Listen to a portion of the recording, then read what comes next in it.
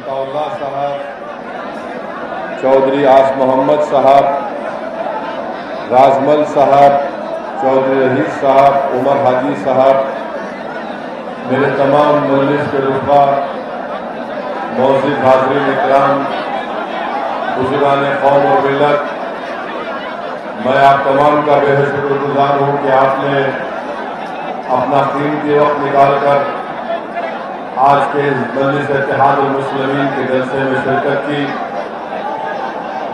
جو حضرات سامنے کھڑے ہیں، میری ان سے ادباً اپیل ہے کہ وہ تھوڑا بیٹھ جائیے اور میں آپ سے اپیل کر رہا ہوں کہ تھوڑی دیر کے لیے ہماری بات کو سن لیجیے، کیونکہ مغرب کا وقت عنقریب میں شروع ہونے والا ہے۔ میرے عزیز دوستوں اور بزرگوں، یہ میرے لیے بڑی خوشی کی بات ہے کہ میں میوات کی اس غیور سرزمین سے آپ تمام کے درمیان میں کھڑے ہو کر مجھے اللہ سبحانہ و تعالیٰ نے کچھ بولنے کا موقع عنایت فرمایا۔ میں آپ کا شکر گزار ہوں کہ آپ اتنی بڑی تعداد میں آج کے اس جلسے میں شرکت کیے ہیں۔ آپ جانتے ہیں کہ راجستھان میں مجلس اتحاد المسلمین نے اپنے سیاسی سفر کا آغاز کیا ہے، اور آپ یہ بھی جانتے ہیں کہ ہم نے اس بات کا اعلان کیا ہے کہ آنے والے راجستھان کے ودھان سبھا کے چناؤ میں مجلس اتحاد المسلمین اپنے امیدواروں کو الیکشن میں انتخابات میں لڑائے گی۔ میں آپ کو یہ بتانے آیا ہوں کہ میں آپ سے اپیل بھی کرنے آیا ہوں کہ آپ مجلس کا ساتھ دیجیے، آپ مجلس کو مضبوط کریے۔ میں میوات کی سرزمین پر بسنے والے ہمارے غیور بزرگوں سے بھی اپیل کر رہا ہوں کہ آپ ہماری سرپرستی کریے۔ نوجوانوں سے اپیل کر رہا ہوں کہ آپ ہمارا ساتھ دیجیے تاکہ آپ اور ہم مل کر آپ کے خوابوں کو پورا کر سکیں گے۔ جو ناانصافی ہم سے ہو گئی ہے، ہم اس ناانصافی کا خاتمہ کریں گے۔ میں آپ کو بتانے آیا ہوں میرے عزیز دوستوں اور بزرگوں، بھارت کی راجنیتی کی حقیقت یہ ہے کہ جس سماج کے پاس اس کا نیتا ہوگا اسی کی آواز کو سنا جائے گا۔ جس سماج کے پاس اس کا نیتا ہوگا اس سے انصاف کیا جائے گا۔ جس سماج کے پاس سیاسی طاقت ہوگی اسی کی ناانصافی اور تکالیف کو دور کیا جائے گا۔ جس سماج کے پاس نہ اس کا نیتا ہوگا نہ اس کی سیاسی طاقت ہوگی تو نہ اس کے آنسوؤں کی کوئی قدر کی جائے گی، نہ اس کے لاشوں کی کوئی نظر سے دیکھے گا۔ تو یاد رکھیے، اگر آپ یہ چاہتے ہیں کہ آپ کو ایک مان اور سمان ملے، اگر آپ یہ چاہتے ہیں کہ میوات کی سرزمین، جو میرا ماننا یہ ہے کہ اس کو منصوبہ بند طریقے سے اس کو پیچھے رکھا گیا، میوات کی سرزمین جہاں پر تعلیم کا انتظام نہیں، جہاں پر بچوں کے اسکول میں پڑھنے کا کوئی انتظام نہیں، جہاں پر بچیوں کو اعلیٰ تعلیم حاصل کرنے کے لیے کالجز کا انتظام نہیں۔ میرے عزیز دوستوں، میری عزتدار ماں اور بہنوں، آپ میری اس بات کو ذہن نشین کر لیجئے کہ یہ تمام چیزیں اسی وقت آپ کو حاصل ہوں گی جب آپ اپنی ایک سیاسی طاقت کو منائیں گے، جب آپ اپنے ووٹوں سے اپنے نمائندے کو کامیاب کریں گے۔ برسوں سے آپ نے صرف کسی کو ووٹ دیتے آئے ہیں مگر آپ نے اپنے آپ کو کبھی ووٹ نہیں دیا۔ میں آج اسد الدین اویسی آپ کے درمیان میں کھڑے ہو کر یہ آپ سے اپیل کر رہا ہوں کہ آپ مجلس کو جب ووٹ دیں گے تو یہ سمجھ کر ووٹ دیجیے کہ میں نے 50 سال سب کو ووٹ کیا مگر انہوں نے میرا کوئی کام نہیں کیا۔ اگر آج ایک مرتبہ آپ مجلس کا ساتھ دیں گے تو میں آپ کو گارنٹی سے کہہ رہا ہوں، وعدہ کر رہا ہوں کہ آپ سے سماجی انصاف شروع ہوگا، ایک نئے دور کا آغاز ہوگا اور ہم ان تمام چیزوں کو حاصل کریں گے جو دوسرے تمام طبقوں کو دیے جاتے ہیں۔ راجستھان کی سیاست میں آپ دیکھتے ہیں کہ سیکولرزم کے نام پر ووٹ تو لیا جاتا ہے मगर इख्तिदार मिलने के बाद आपकी तालीम और आपके रोजगार और आपकी तरक्की और डेवलपमेंट विकास का कोई काम नहीं किया जाता।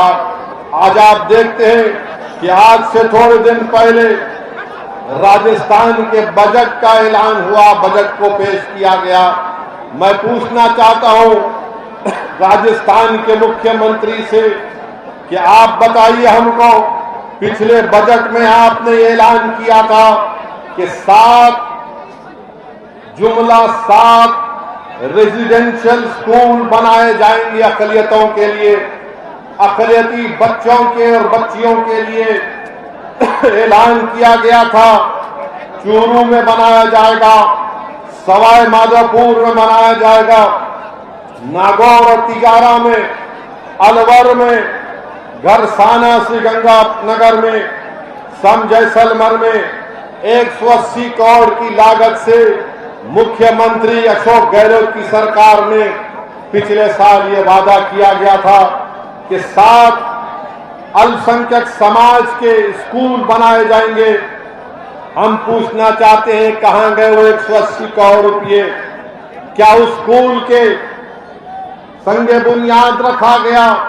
उस स्कूल की बिल्डिंग का तामीर का काम शुरू हुआ? कहीं पर कुछ नजर नहीं आता। फिर ये कहा गया था कि 500 मदरसों में स्मार्ट क्लासरूम बनाए जाएंगे। बताइए कौन से मदरसे में अशोक गहलोत की सरकार ने 500 मदरसे बनाए? पिछले साल के बजट में अशोक गहलोत की सरकार ने ऐलान किया था कि गंगानगर में, भिलवाड़ा में, अजमेर में 3 अल्पसंख्यक समाज के बच्चियों का हॉस्टल बनाया जाएगा।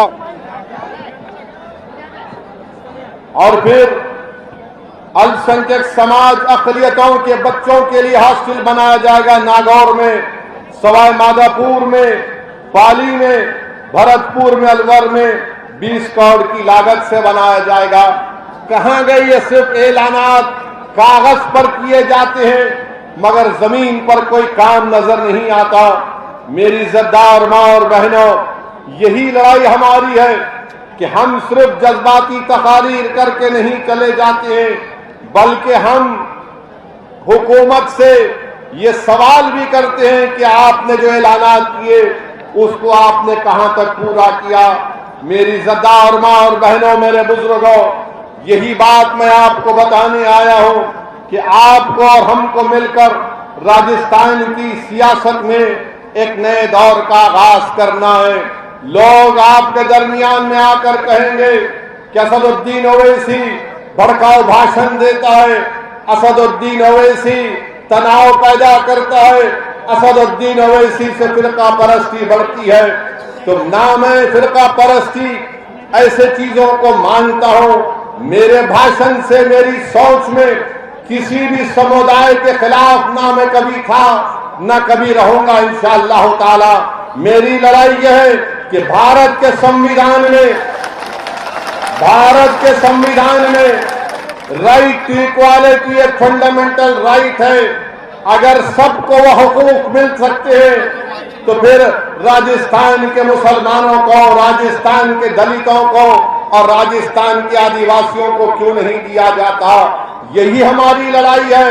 आज आप देखते हैं कि 5 साल से कांग्रेस की सरकार है, इनके बजट के ऐलानात को मैंने आपके सामने रखा और उसके बावजूद भी कोई ऐलान, जब आप ऐलान 1 साल पहले करते हैं उसके बाद आप देखते हैं कि जमीन पर कुछ नहीं किया जाता। मगर जब चुनाव आएगा तो इनकी जबान से आप जरूर सुनेंगे कि ओवैसी पर यकीन मत करो, ओवैसी वोट काटने आया है।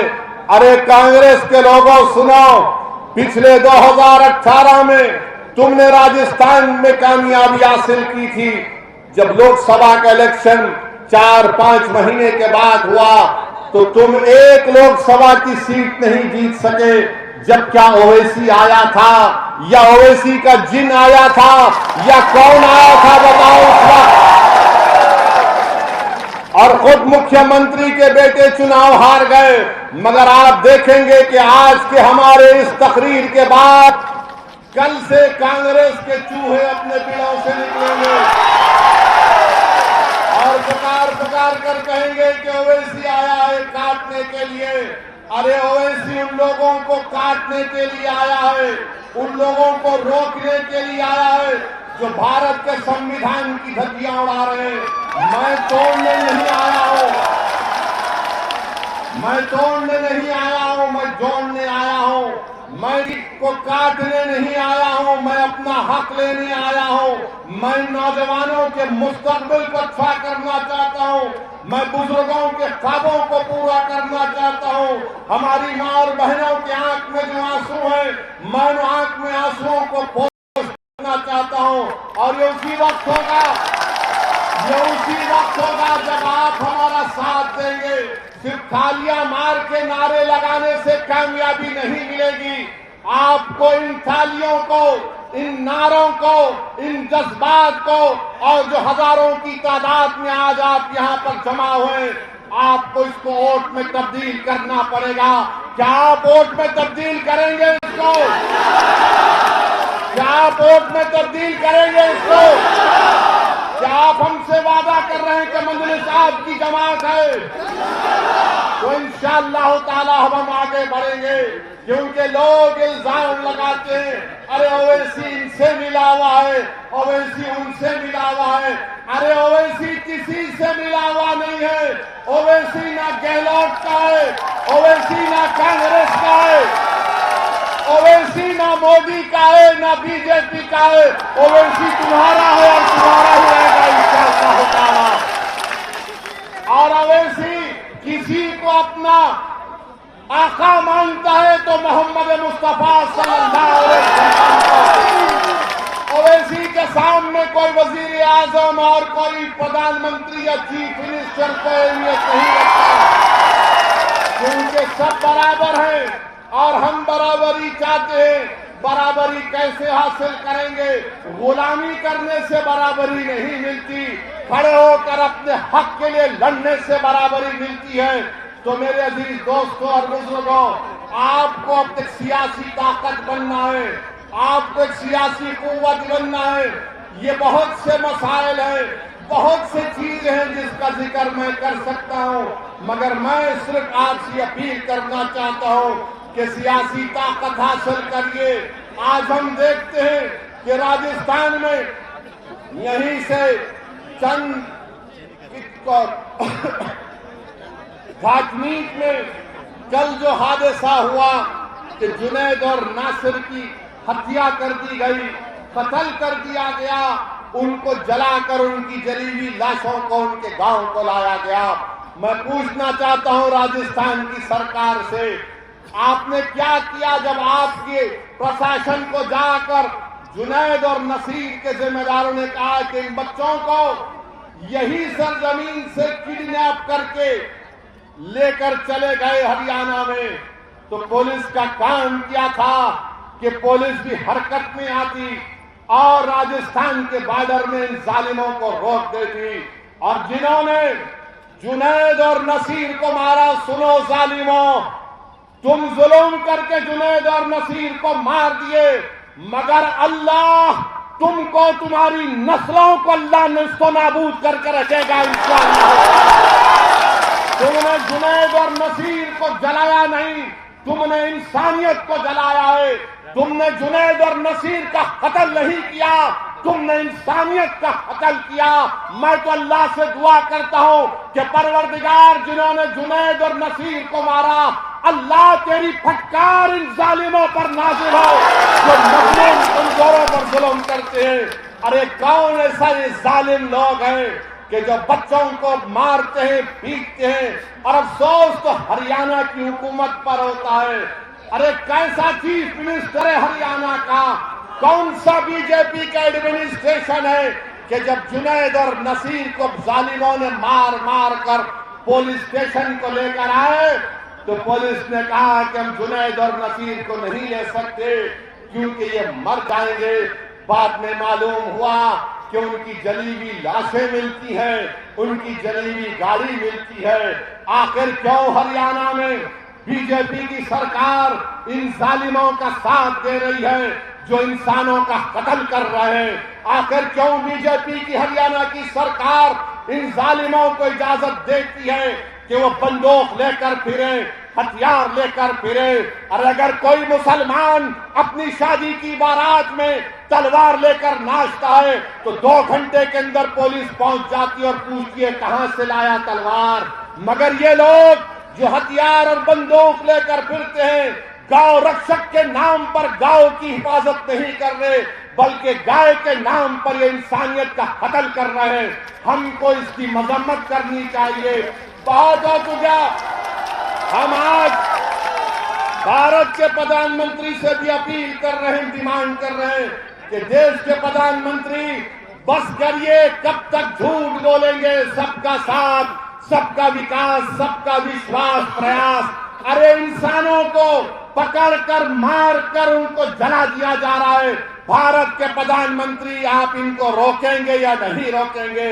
اگر نہیں روکیں گے تو پھر رول آف لا ختم ہو جائے گا، سنویدھان کمزور پڑ جائے گا۔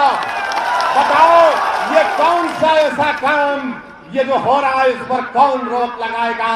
بھارت کے پردھان منتری اس پر کچھ نہیں بولیں گے۔ بھارت کے پردھان منتری ان ظالموں کے اوپر کچھ نہیں بولیں گے، چائنا پر کچھ نہیں بولیں گے۔ اور وہ بڑا پونجی پتی ہے جو آج کل سرخیوں میں بنا ہوا ہے، اس پر کچھ نہیں بولیں گے۔ ہم بی جے پی سے یہ پوچھنا چاہتے ہیں کیا جنید اور نصیر کو جب مارا گیا، کیا بی جے پی کی ہریانہ کی سرکار اس ظالم کو پکڑے گی جس نے واصف کا جب فیس بک لائیو کرتا ہے اور واصف کی موت ہو جاتی ہے، قاسم پر گولی چلاتا ہے، قاسم زخمی ہوتا ہے، یوٹیوب پر اس کو دکھایا جاتا ہے کہ بندوق سے گولیاں چلا رہا ہے قاسم پر۔ ارے گولیاں چلانے والوں، اتنے بہادر تم کیوں بنتے ہو؟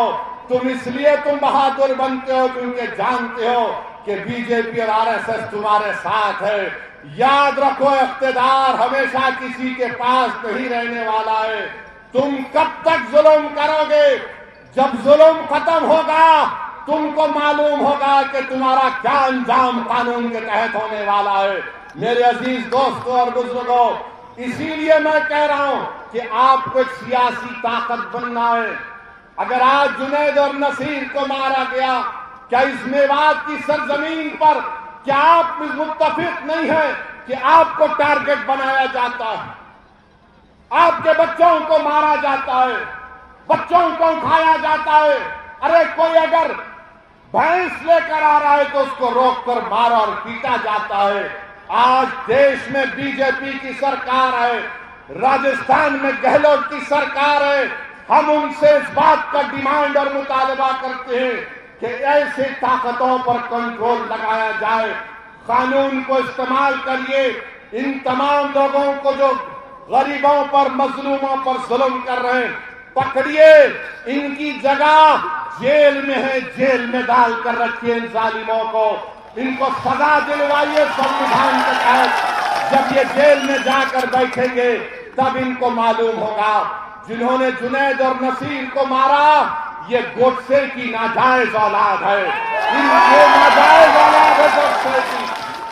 جنہوں نے واصف کو مارا وہ گوڈسے کی اولاد نے مارا، جنہوں نے قاسم پر گولیاں چلائی وہ گوڈسے کی ناجائز اولاد نے قاسم پر گولیاں چلائی۔ یہ وہی لوگ ہیں جو گولیوں سے ان کو ڈرانا چاہتے ہیں۔ ارے یاد رکھو تمہاری گولیاں ختم ہو جائے گی مگر جس کی زبان سے اشہدو ان لا الہ الا اللہ و اشہدو ان محمد رسول اللہ نکلتا ہے وہ گولیوں سے نہیں ڈرتا، وہ رب کائنات سے ڈرتا ہے، وہ اللہ سے ڈرتا ہے، تمہاری طاقت سے نہیں ڈرتا۔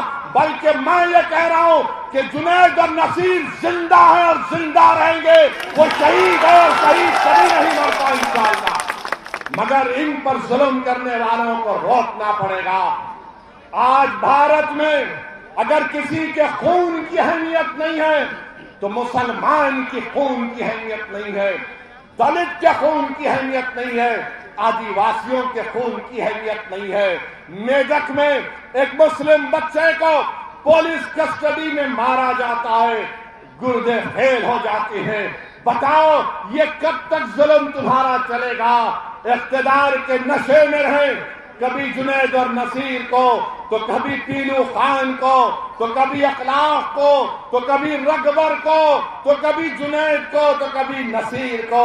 آخر یہ ظلم ختم کرنے کی ذمہ داری ان لوگوں پر ہے جو ہمارے ووٹوں کی بھیک پر سत्ता میں بیٹھتے ہیں، ہمارے ووٹوں کی بھیک پر سत्ता میں بیٹھتے ہیں، مگر آج ان کی زبانیں خاموش ہیں، زبانیں ان کی نہیں کھلتی ہیں۔ میرے عزیز دوستوں اور بزرگوں، میری آپ سے ایک ہی اپیل ہے کہ میری ان باتوں پر غور کریے، سیاسی طاقت بنیے۔ اللہ مجھے جب تک زندہ رکھے گا، میں اور میرے تمام ساتھی اپنا کام کرتے رہیں گے۔ یہ آپ کے اوپر منحصر ہے، میں آپ پر چھوڑ رہا ہوں کہ آپ ہمارا ساتھ دیں گے یا نہیں دیں گے۔ جمہوریت ہے، جمہوریت ہے، آپ جس کو چاہے ووٹ دیں یا نہ دیں، مگر یاد رکھو اگر آپ اپنے ووٹ کی اہمیت چاہتے ہیں، اگر آپ اپنے بچوں کی تعلیم چاہتے ہیں، اگر آپ اپنی بچیوں کی تعلیم چاہتے ہیں، اگر آپ مان سمان چاہتے ہیں، تو آپ کو حصے داری کی لڑائی میں لڑنا پڑے گا۔ اگر کوئی آ کر آپ سے پوچھے گا کہ کیا اویسی ووٹ کاٹنے آیا ہے، تو اس کو پوچھنا کہ کاٹنے نہیں آیا، وہ جھونڈنے آیا ہے۔ آپ بتاؤ کہ بھارت کی پارلیمنٹ میں بی جے پی کے 300 MP جیت جاتے ہیں، بتاؤ کانگریس کے لوگوں کتنے سیٹ پر تمہارا اور بی جے پی کا مقابلہ ہوا؟ راجستھان کی ہر لوک سبھا کی سیٹ پر بی جے پی جیت گئی، میں ذمہ دار کیسے ہو سکتا ہوں؟ ان کے جو راہل گاندھی ہیں، جو پورا بھارت جوڑو کے نام پر نکلے تھے، پورے دیش میں نکلے، خود اپنے پوروجوں کی پارلیمنٹ کی سیٹ امیٹھی سے ہار گئے۔ کیا وہاں پر اویسی گیا تھا؟ نہیں گیا تھا، پھر بھی ہار گئے۔ اور کہاں سے جیتے؟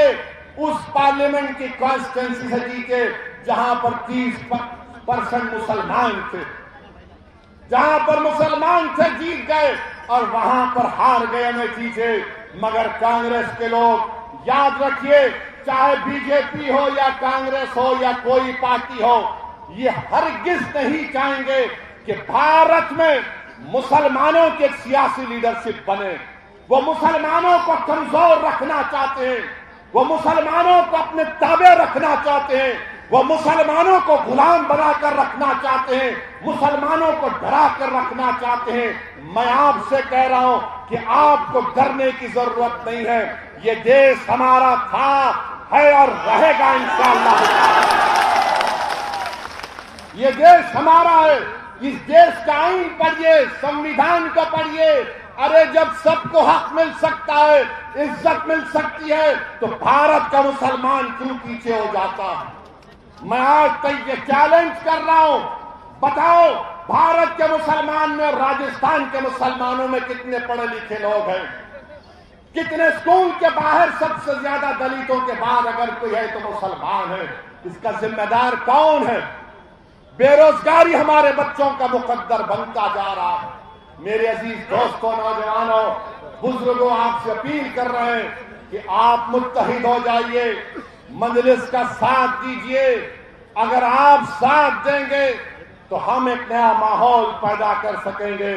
کانگریس میں تو ماشاءاللہ بہت لڑائی چل رہی ہے، کانگریس میں بہت لڑائی چل رہی ہے۔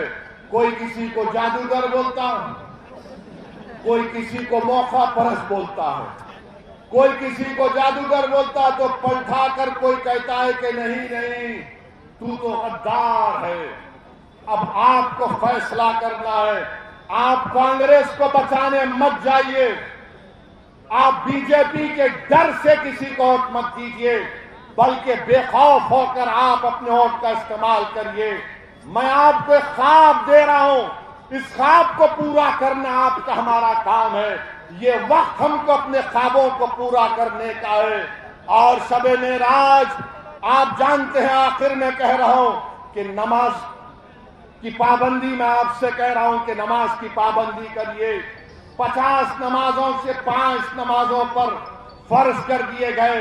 نوجوانوں اپنے اللہ سے رشتے کو مضبوط کرو, اپنی مسجدوں کو آباد رکھو. نوجوانوں اپنے مسجدوں کو آباد رکھو. نوجوانوں مسجدوں کو آباد رکھو. اللہ کی رسی کو مضبوطی سے تھام لو. اللہ کی رسی کو مضبوطی سے تھام لو. اپنے دلوں میں صرف اللہ کی محبت, اس کا خوف پیدا کرو. اپنے دلوں میں رسول اللہ صلی اللہ علیہ وسلم کی محبت کو پیدا کرو. یاد رکھو جب تم اپنا سر اپنے دل کے ساتھ اللہ کے سامنے 5 وقت کی نماز میں جھکاؤ گے تو اللہ ہم کو کامیاب اور کامران کرے گا. نمازوں کی پابندی کرو, مسجدوں کو آباد رکھو, اپنے معاشرے میں برائیوں کا خاتمہ کرو. اپنے بہنوں کو, اپنی بیویوں کو وہ حق جو رسول اللہ صلی اللہ علیہ وسلم نے دیا ان کو ان کا حق دو. بیٹیوں کو, اپنی بہنوں کو ان کا حق دو. اپنے آپ کو طاقتور بناؤ, دین کو مضبوط کرو, اپنے دین سے رشتے کو مضبوط کرو. ہماری پہچان اس لیے کی جاتی ہے کہ ہم رسول اللہ صلی اللہ علیہ وسلم کے امتی ہیں. اور وہ جو لوگ بی جے پی کے لوگ جو کہتے ہیں, مودی کہتے ہیں پسماندہ مسلمان, مودی جی کیا یہ میوات کے لوگ پسماندہ نہیں ہیں؟ کیا آپ جنید اور نصیر کے قتل پر کچھ نہیں کہیں گے؟ مگر میرے عزیز دوستوں اور بزرگوں, میری آپ تمام سے ہاتھ جوڑ کے اپیل ہے کہ ہمارے سیاسی سفر میں آپ ساتھ دیجیے, ہماری مدد کریے, تعاون کریے. اور اگر آپ ساتھ دیں گے تو انشاءاللہ تعالی ہم راجستھان میں ایک نیا سیاسی انقلاب برپا کریں گے. کیا آپ ہمارا ساتھ دیں گے؟